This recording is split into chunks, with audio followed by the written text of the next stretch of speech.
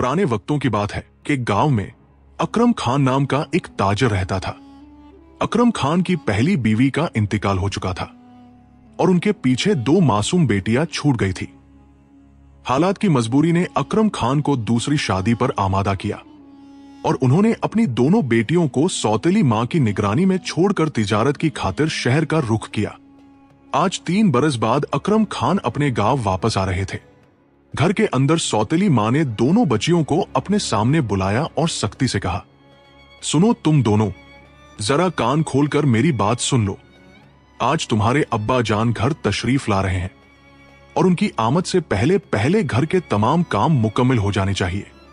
समझ आई बात? अगर कोई भी काम अधूरा रहा ना तो फिर देख लेना, बाद में मुझसे शिकवा न करना।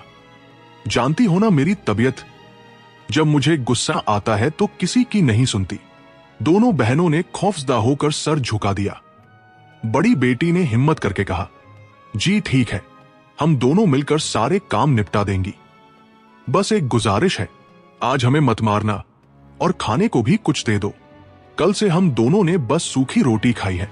सौतेली मां ने आंखें तिरछी करके कहा, आज शाम को मिल जाएगा खाना, मगर याद रखना ये सारी बातें अपने अब्बा जान को मत बताना, वरना एक दिन भी इस घर में नहीं रहने दूंगी। अच्छी तरह जानती हो तुम दोनों मुझे।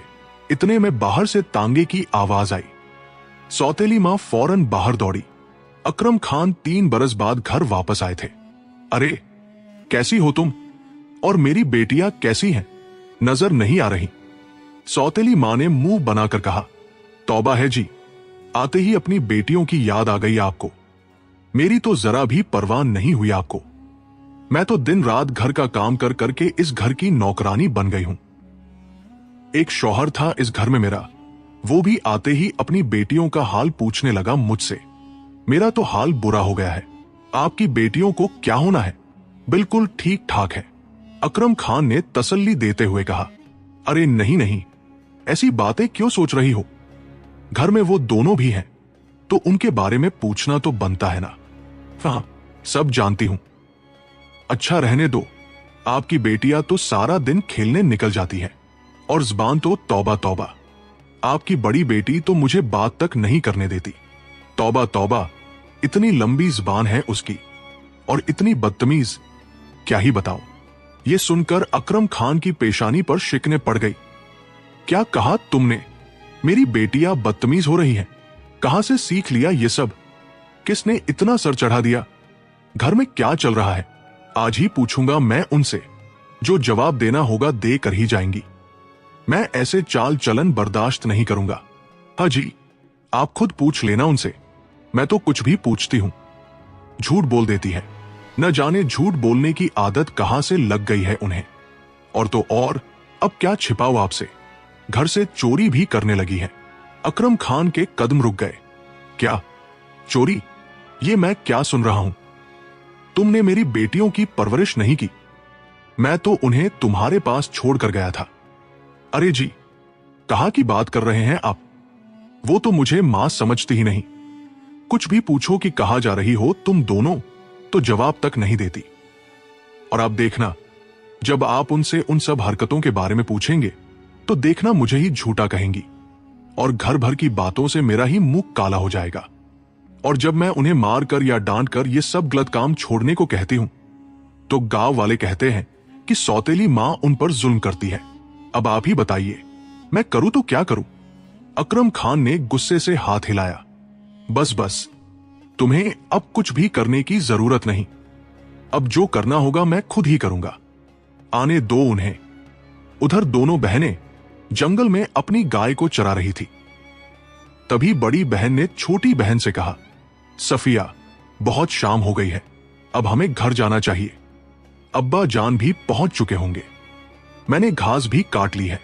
अम्मी से कहा भी था कि आज गाय को चराने हमें जंगल मत भेजो, मगर वो कब सुनती है हमारी।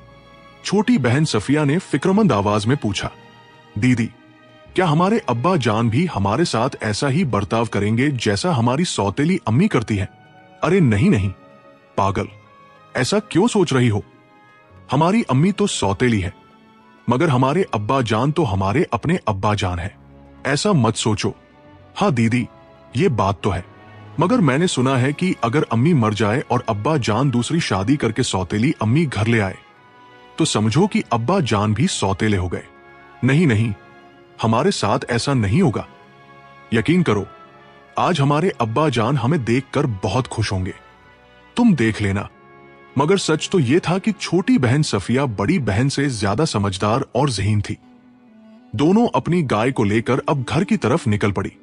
घर पर अकरम खान बेचैनी से चहलकदमी कर रहे थे। आ जाने दो दोनों को, मैं खुद जाकर उनके कान खींच कर लाता हूं। कहां मुंह काला करके घूम रही हैं वो दोनों? इस वक्त तक घर नहीं पहुंची? हद हो गई बिल्कुल। आने दो, आज मैं एक एक बात साफ कर दूंगा। आज मेरा आखिरी फैसला है। अब बस ये तमाशा, यह लापरवाही इस घर में जरा भी नहीं चलेगी, बिल्कुल भी नहीं। इतने में दोनों बहनें गाय को लेकर घर पहुंच गई।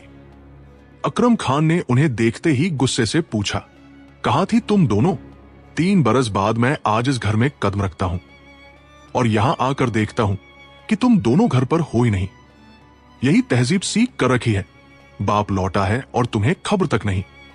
आज तो हद हो गई। अब आते ही तुम्हारी सारी हरकतों का हिसाब लेना पड़ेगा। बड़ी बेटी ने डरते डरते कहा, अब्बा जान, हम तो अम्मी के कहने पर ही गाय को चराने जंगल गए थे, वरना हम कभी भी घर के बाहर नहीं जाते। फिर अम्मी ने आपको यह बात क्यों नहीं बताई? सौतेली मां फौरन बोली, तौबा तौबा, कितनी झूठी हैं ये लड़कियां। तौबा तौबा, मैंने आपको पहले ही बता दिया था कि घर के पास इतना घास है और ये बेवजह गाय को लेकर जंगल चली गई। आजकल तो मैं हर रोज खुद ही गाय को चराने जाती हूं, मगर आज आपको दिखाने के लिए ये गाय को लेकर जंगल चली गई। अब्बा जान, अम्मी झूठ कह रही हैं। छोटी बेटी सफिया ने मिन्नत करते हुए कहा, अम्मी आप ऐसे क्यों बोल रही हैं? अब्बा जान को सच बता दीजिए ना। हमने तो आज तक कभी अम्मी से इजाजत लिए बिना घर से बाहर कदम तक नहीं रखा। फिर आप ऐसे क्यों बोल रही हैं? अम्मी, अकरम खान ने सख्ती से हाथ उठाया। बस बस, खामोश हो जाओ तुम सब। अब जो फैसला करना होगा मैं खुद ही करूंगा। तुम दोनों अभी अपने कमरे में चली जाओ और सुबह तैयार रहना। मैं अपनी बेटियों को घुमाने ले चलूंगा और कल हम तुम्हारी फूफी के घर चलेंगे। ठीक है? दोनों बहनों की आंखें चमक उठीं। क्या सच में अब्बा जान? अब्बा जान आप कितने अच्छे हैं। ये बात सुनकर आयशा और सफिया दोनों बहनें बहुत खुश हो गई और फिर सुबह का इंतजार करने लगी। इधर सौतेली मां फिक्र में बैठी हुई खुद से ही कुछ सरगोशी करने लगी। अरे लगता है मेरे शौहर को मुझ पर शक हो गया है और ऊपर से यह मच्छर कुछ सोचने ही नहीं दे रहे। अरे कुछ तो सोचो, सुबह उठने से पहले कुछ तो सोचो। उसे यह खौफ था कि उसका शौहर अब उसकी बातों पर यकीन नहीं कर रहा, तभी तो वह अपनी बेटियों को सैर कराने ले जा रहा है। इसी फिक्र में वो पूरी रात नहीं सोई। जैसे ही सुबह हुई, इधर दोनों बहनें तैयार होकर अपने वालिद के पास चली गई और दूसरी तरफ सारी रात न सो पाने की वजह से सुबह सुबह सौतेली मां की आंख लग गई, जिसकी वजह से उसे पता ही नहीं चला कि उसका शौहर अपनी बेटियों को लेकर कब घर से निकल गया। अब्बा जान, हम दोनों तैयार हैं फूफी के घर जाने के लिए। हम अम्मी को बताकर निकलते हैं। नहीं नहीं, तुम्हारी अम्मी सो रही है, उन्हें अभी जगाना मुनासिब नहीं। चलो, मैं तुम्हारे लिए शहर से कुछ कपड़े लाया था, वो भी साथ ले चलते हैं। तुम लोग फूफी के घर कुछ दिन रहोगे तो काम आएंगे। ठीक है? हाँ अब्बा जान, ये ठीक रहेगा। चलिए, आप भी हमारे साथ फूफी के घर रुकेंगे ना? मैं भी तुम लोगों के साथ फूफी के घर कुछ दिन रुकूंगा। चलो, अब बातें बहुत हो गई, देर हो जाएगी तो हम वहां पहुंच नहीं पाएंगे। इतना कहकर अकरम खान अपनी बेटियों को लेकर घर से निकल पड़ा। न जाने अकरम खान के दिल में क्या चल रहा था। चलते चलते वो लोग घर से बहुत दूर आ गए। जंगल की राह। आयशा ने परेशानी से पूछा, अब्बा जान, हम कहां जा रहे हैं? इस तरफ तो फूफी का घर भी नहीं है। हम तो घर से बहुत दूर आ गए हैं। मुझे बहुत डर लग रहा है। आखिर हम जा कहां रहे हैं? अरे पागल, जब तुम्हारा बाप तुम्हारे साथ है तो डरने की क्या बात है? तुम दोनों रुको। अकरम खान ने इर्द गिर्द नजर दौड़ाई। और एक काम करो, यहां इर्द गिर्द देखो, यहां बेर की कितनी झाड़ियां हैं। और देखो बेर कितने ज्यादा लगे हैं इन झाड़ियों पर। देखो मेरी बेटियों, मैं बहुत थक गया हूं, मैं यहां बैठता हूं, तुम दोनों मेरे लिए चुन कर ले आओ। जब तक मैं खुद न बुलाऊं तुम बेर चुनती रहना। ठीक है, सफिया ने खदशे से कहा, पर अब्बा जान, शाम होने को है, अगर हम यहां थोड़ी देर और रुकेंगे तो रात हो जाएगी और हम जंगल में भटक जाएंगे। अरे नहीं नहीं, हम बस पहुंचने वाले हैं, थोड़ा वक्त और लगेगा, तुम दोनों चलो जाकर चुनकर लाओ। मैं इस दरख्त के नीचे बैठकर तुम्हारा इंतजार करता हूं, जब मैं तुम्हें बुलाऊंगा तो पास आ जाना। अपने वालिद की बात मानकर दोनों बेटियां बेर चुनते चुनते आगे बढ़ गई। सफिया को थोड़ा शक तो हो रहा था, मगर फिर भी अब्बा जान के कहने पर वो खामोश रही और कुछ नहीं बोली। इधर दूसरी तरफ उनके वालिद ने बेटियों के जाते ही हाथ में पकड़ी हुई लकड़ी जमीन में गाड़ दी और अपनी टोपी उतार कर उसी पर रख दी। फिर वह इधर उधर देखने लगा। तभी उसकी नजर एक बंदर पर पड़ी। अरे अरे, ये तो बड़ा जबरदस्त तरीका है, अब ये बंदर ही मेरा काम करेगा, मगर उसे तो थोड़ा लालच देना पड़ेगा। किस चीज का लालच दूं उसे? हां, बंदर का पसंदीदा खाना केला, यही काम आएगा। अकरम खान ने अपनी टोपी पर बंदर को बिठाया और उसे केले देते हुए खुद घर की तरफ चल दिया। बंदर एक केला खाता हुआ आवाज लगाता रहा, चुनो बेटियों, बाप खड़ा है, चुनो बेटियों, बाप खड़ा है। आयशा ने कहा, देखो सफिया, अब्बा जान की आवाज आ रही है, वो हमें और भी बेर चुनने को कह रहे हैं। चलो, जब तक अब्बा जान कह रहे हैं हम तब तक चुनते रहते हैं। दोनों बहनें काफी देर तक बेर चुनती रहीं और इधर बंदर भी आवाज लगाता रहा। जब बंदर ने आखिरी केला खा लिया तो एक केला नीचे गिर गया। बंदर एकदम खामोश हो गया। अब बेटियों ने ध्यान दिया कि अब्बा जान की आवाज आना बंद हो गई है। सुनो सफिया, अब्बा जान की आवाज आना बंद हो गई है, लगता है वो हमें वापस बुलाना चाहते हैं। चलो अब चलते हैं अब्बा जान के पास। बहुत देर हो गई है, हाँ बहुत देर हो गई है, अब तो रात होने को है। चलो चलो वापस चलते हैं। दोनों बहनें दौड़ती हुई उस जगह पहुंची जहां दरख्त के नीचे उनके वालिद आराम कर रहे थे। वहां जाकर उन्होंने अपने वालिद की जगह एक बंदर को बैठे देखा। बंदर को बोलते देखकर वो सारा मामला समझ गई। चुनो बेटियों, बाप खड़ा है। सफिया की आंखों में आंसू आ गए।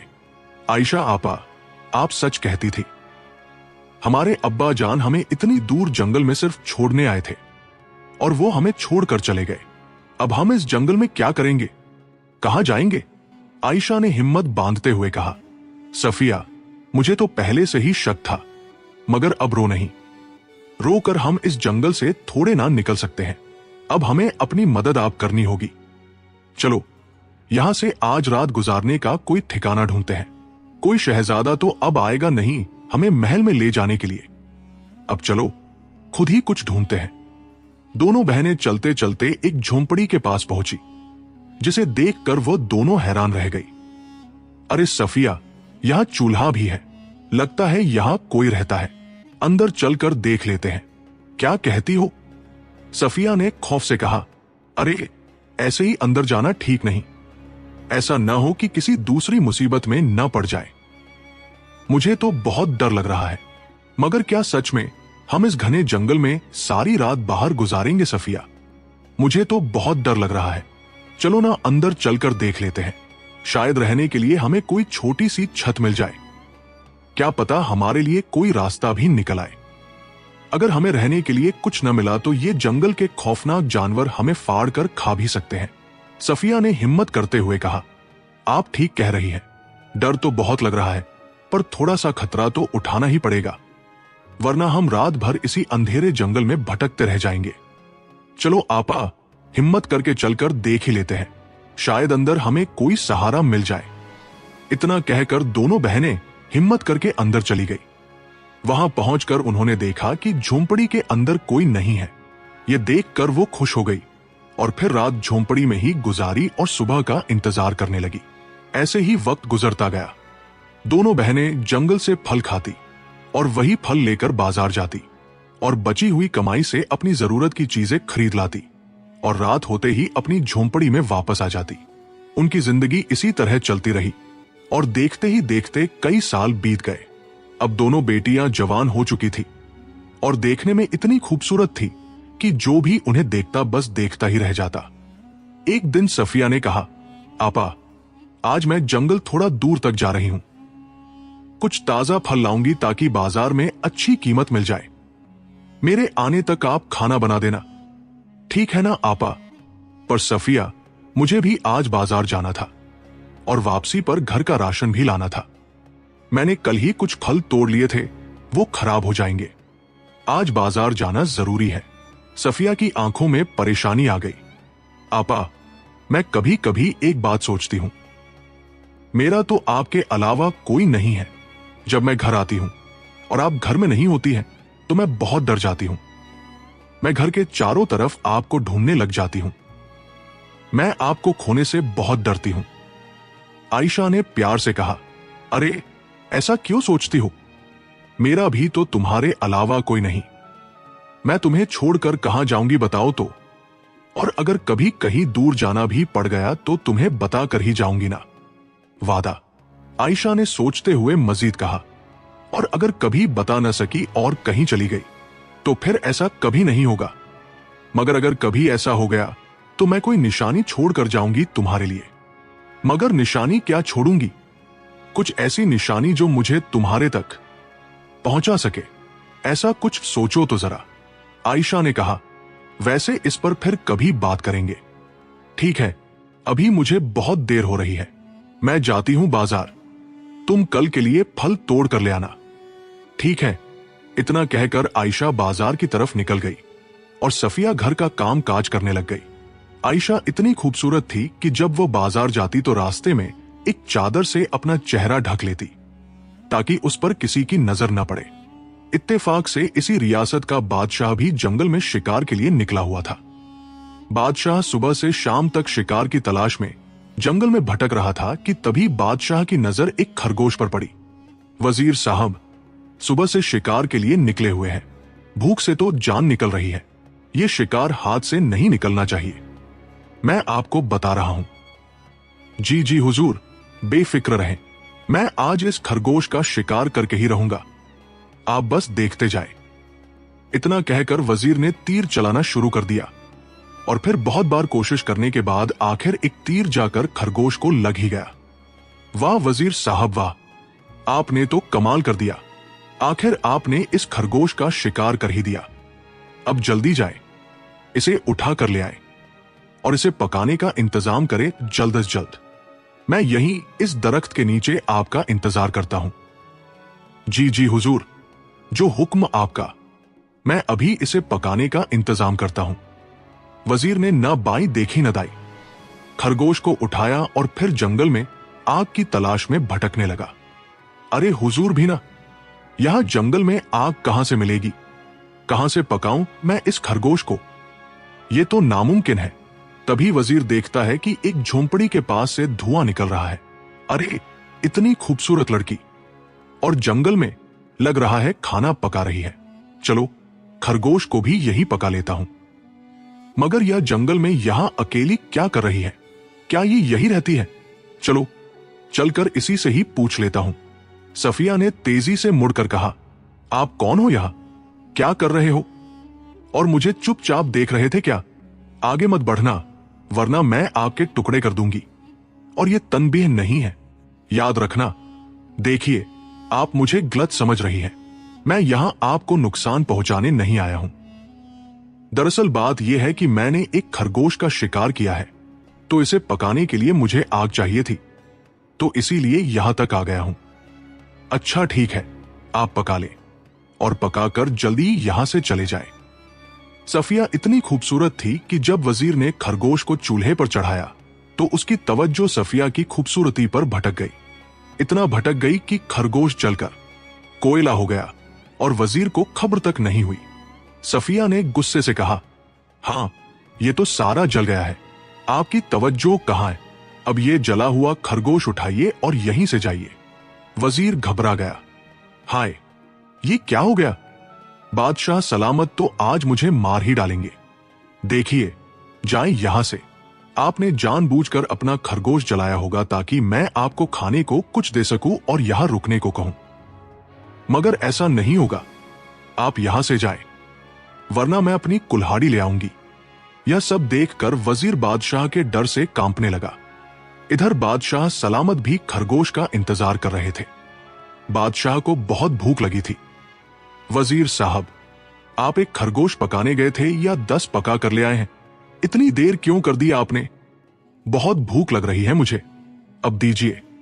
कहां है खरगोश? वजीर ने घुटनों के बल बैठते हुए कहा। हुजूर, मुझे माफ कर दीजिए। हुजूर, मेरी गलती नहीं थी। जाने अनजाने में हो गया मुझसे ऐसा। वह इतनी खूबसूरत थी कि मैं उन्हें देखकर दुनिया ही भूल गया। कौन इतनी खूबसूरत थी? किसकी बात कर रहे हो? मुझे खुलकर बताओ। और खरगोश कहां है? हुजूर, वो यहां रहती हैं एक झोंपड़ी में। हुजूर, आप उन्हें देखकर खरगोश क्या सब कुछ भूल जाएंगे। चलिए हुजूर, आइए मैं आपको उसी की झोंपड़ी में ले चलता हूं। आपको देखते ही समझ आ जाएगा कि मैं क्यों दुनिया भूल बैठा था। अच्छा, तो ऐसी बात है, हमारी मलकाएं इस पूरे आलम की सबसे खूबसूरत मलकाएं हैं, और तुम कह रहे हो कि तुमने एक खूबसूरत कनीज देखी जिसे देखकर तुम सब कुछ भूल बैठे। चलो, मैं भी चलकर देखता हूं कैसी खूबसूरती देख ली तुमने। अब बादशाह और वजीर दोनों उस झोंपड़ी की तरफ बढ़ने लगे।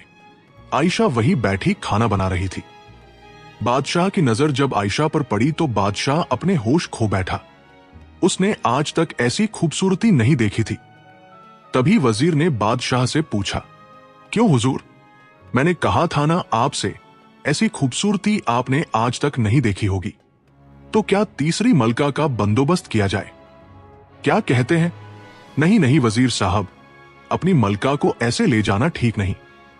हम अपनी खूबसूरत मलका को पालकी में ले जाएंगे। अब चलो यहां से, कल हम अपनी मलका को लेने पालकी में आएंगे। इस तरह बादशाह और वजीर दोनों वहां से चले गए। आयशा को इतना महसूस भी नहीं हुआ कि कोई उसे चुपचाप देख रहा था। अगली सुबह दोनों बहनें आपस में बात करने लगी। आयशा ने सफिया को बताया, सफिया सुन तो, कल एक आदमी आया था एक खरगोश उठाए हुए। पागल ऐसा था कि उसकी इतनी तवज्जो भटकी कि पूरा खरगोश ही जल गया बेचारा। वही जला हुआ खरगोश खाया होगा उसने। आपा, आप भी ना?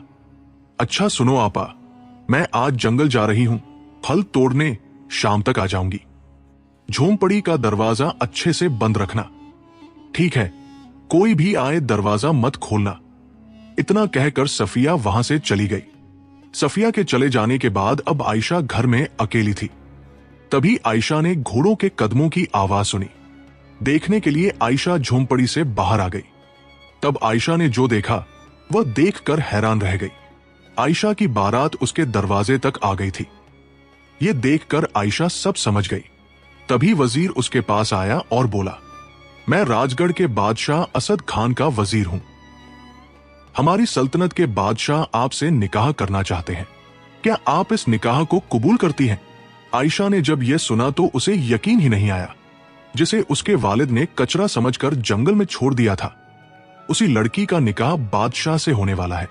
यह सोचकर आयशा की आंखें भर आई और उसने बगैर वक्त गवाए फौरन हाँ कर दी। मुझे ये निकाह मंजूर है। मैं अभी अंदर से अपनी पोटली लेकर आती हूं। निशानी।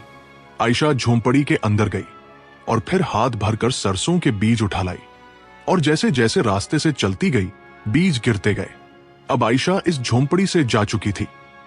कुछ देर बाद सफिया भी वहां आ गई, मगर जब सफिया झोंपड़ी में दाखिल हुई तो वहां कोई नहीं था। सफिया हर जगह अपनी बहन को ढूंढने लगी, मगर आज उसकी बहन वहां से जा चुकी थी। अरे आपा, कहां चली गई? मुझे डर था और वही हुआ। आपा, आप कहां हैं? मुझे छोड़कर कहां चली गई? आपा, कहां हो तुम आपा? इस तरह आयशा को गए हुए 2 दिन बीत गए। वह महल की चकाचौंध में अपनी बहन को भूल ही गई, जबकि 2 दिन तक सफिया अपनी बहन का इंतजार करती रही। रात को बहुत तेज बारिश हुई, मगर जब सुबह हुई तो मंजर ही बदल गया था। जब सफिया सुबह उठी तो उसने देखा कि सरसों के पौधों की एक लंबी तार बनी हुई है। उसे देखकर वह समझ गई, तुम मेरी बहन मुझे यहां छोड़कर नहीं गई, बल्कि मेरे लिए निशानी छोड़ गई है। ताकि मैं उन फूलों की वजह से आप तक पहुंच सकूं। ए ऊपर वाले, मुझे मेरी बहन से मिलवा दे। इतना कहकर सफिया उन फूलों से बने हुए रास्ते पर चलने लगी। चलते चलते वो बहुत दूर आ गई।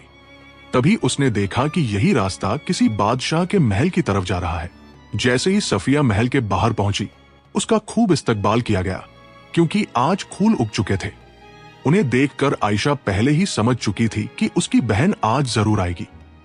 आयशा अपनी बहन को देखकर बहुत खुश हो गई और फिर अपनी बहन की शादी वजीर के साथ करवा दी। फिर दोनों बहनें खुशी खुशी महल में रहने लगी। जिन बहनों को कचरा समझकर जंगल में छोड़ दिया गया था, वही दोनों बहनें अब महल में रहती हैं।